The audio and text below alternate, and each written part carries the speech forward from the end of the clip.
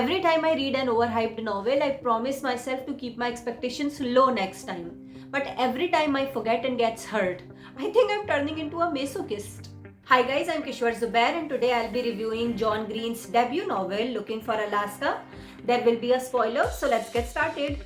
A New York Times bestseller and winner of the 2006 Michael L. Printz Award, Looking for Alaska is a young adult novel about a young, plain, nerdy, boring high school student, Miles Halter or Pudge, who decides to go to the Culver Creek boarding school in Alabama after being inspired by the poet Francois Rabelais' last words, I go to seek a great perhaps.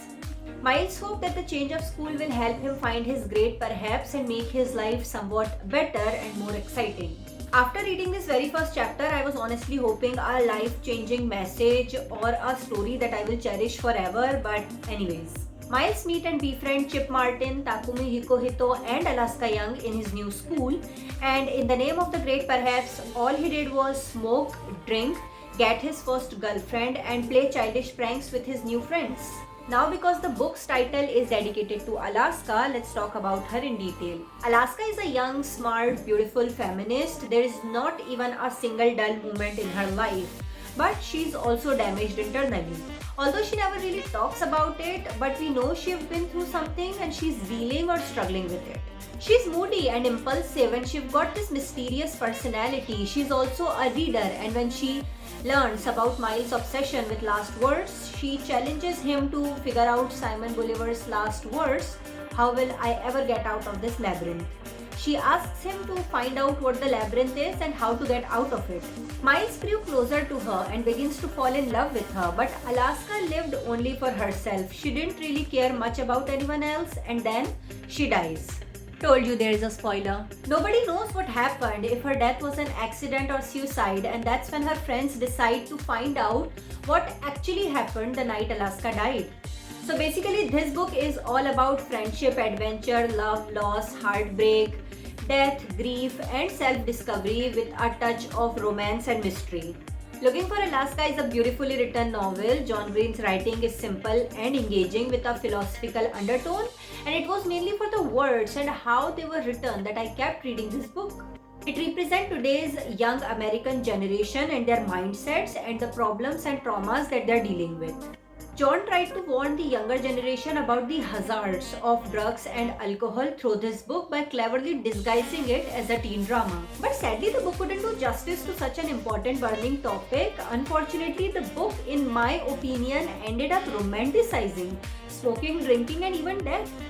It was more like a shy, nerdy, boring guy made a bunch of friends and they smoked and drank and pranked together, and it was all so cool and memorable. This was all that was missing from his life. And I'm not saying this because I'm an adult now. Even when I was young, shy, boring and nerdy, I did not find these things cool, funny or even entertaining. It could have been done in a better way. A better moral and a better message could have been given to the young readers. Apart from this, the book is slow paced. I was literally forcing myself to keep reading because nothing much was happening. I was a bit hooked when I reached the middle of the novel and Alaska died because the author created a mystery around her death. But when I finished the book, I wasn't totally satisfied. Or maybe I am too old for these kind of books now. Perhaps it appeals to millennial Americans more because I couldn't relate to anything. If I talk about the characters, they were boring and unlikable. I didn't feel emotionally connected to any of them, especially Alaska. Her death shocked me. That was honestly totally unexpected, but her death didn't move me. I didn't feel any sympathy or empathy towards her at all. I'm not at all a fan of Alaska's character. I think she was selfish, annoying and pretty overrated. Her character was flawed, and I actually like characters with imperfect personalities. I enjoy characters with different shades because that's what makes them more realistic, more human. But I was not fine with the author's continuous effort to make Alaska look different and special and justifying her shitty behavior. Looking for Alaska is among American Library Association's list of most challenged books for being sexually explicit, inclusion of inappropriate content, and use of offensive language. It has been banned multiple times for these reasons, and I agree that this book may not be appropriate for kids under 18 years of age. But sadly, banning a book kind of increases its hype, and that's what I think happened with this novel.